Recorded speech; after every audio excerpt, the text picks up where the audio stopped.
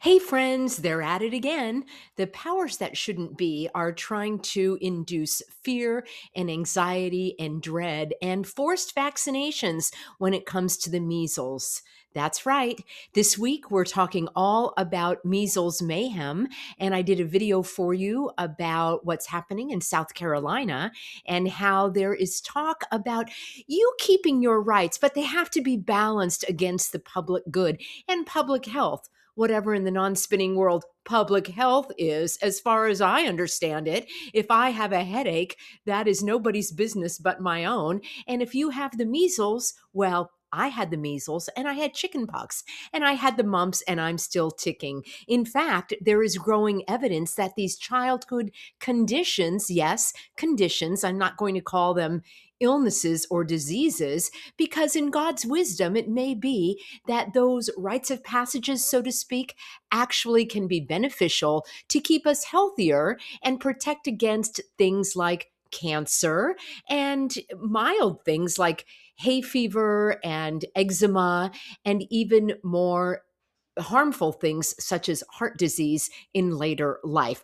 So, who am I to question God's wisdom? Well, here in a Brady Bunch episode back in the day, yes, that would be aligned with my childhood, we see a lighthearted take on the measles. So, this is a replay for you. I may have some references that are related to when this first aired. So, keep that in mind.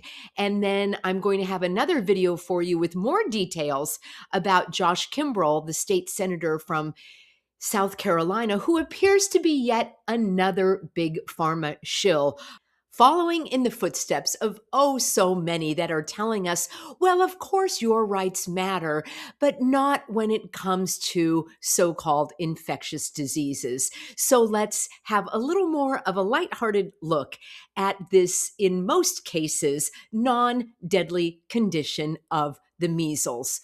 Oh, Marcia, Marcia, Marcia. Hey, friends, do you remember the Brady Bunch? I watched this show when I was a child, and it looks like in their very first season, they had an episode about the measles, and all of the kids got the measles. And there was a famous quote here where Marcia, the oldest girl, said, "If you have to get sick, sure can't beat the measles." I heard that this episode was taken down, but I do have a short clip that I'm going to play for you in just a moment.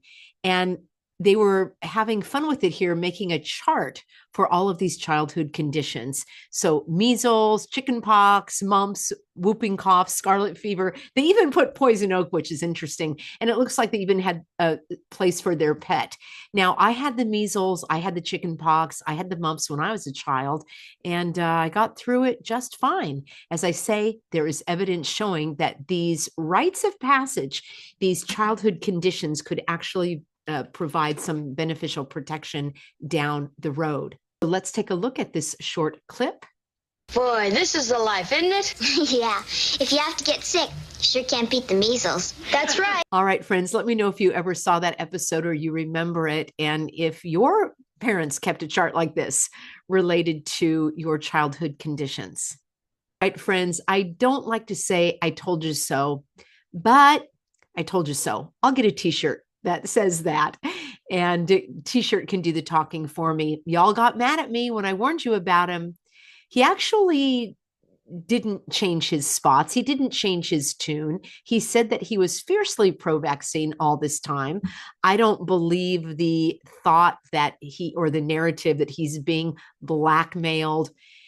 That just doesn't make sense to me. That is an easy and convenient way for the followers to have yet another way to dismiss what this man has been doing all along, which is bamboozling his followers. I don't know. I think most people don't know what my stance on vaccines. I've never been anti-vaccine.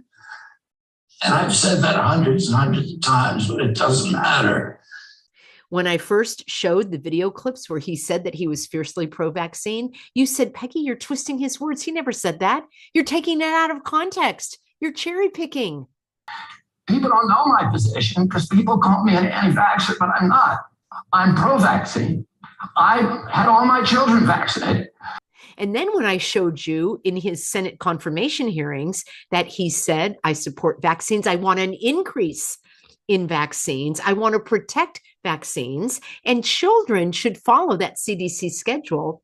Y'all told me, well, not you all, but all y'all that didn't realize what was going on. You said he just had to say that to get the jab. Oh, excuse me, to get the job. Well, he got the job, and he could not be any more clear than the most effective way to prevent the spread of measles is the MMR vaccine, and even sending and redeploying the CDC teams to Texas.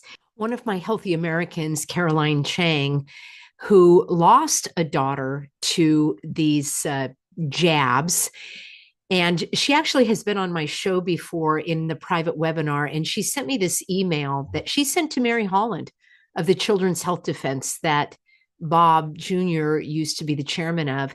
And she said, Dear Mary, I want to ask you this question because I know you were close with Bobby. I see from Bobby's tweets yesterday that he went to visit two families in Texas whose child supposedly died of measles. And then I can't read the rest of that, but you can read it here. And then she says, I just read the news story about Sanaya Carter, a healthy 1-year baby girl that was killed with several of these shots on March 27th in New York. Will Bobby go visit her family? Or by visiting this family, would it bring too much attention to the fact that these things are killing babies and children daily? What say you, friends? Do you think he'll go visit that family as well? So imagine what will happen when the United States declares its next emergency. And I've said it before and I'll say it again. Bob Jr. is the right man for the jab. All right, friends, thanks for being on board. And I look forward to seeing you in an upcoming broadcast.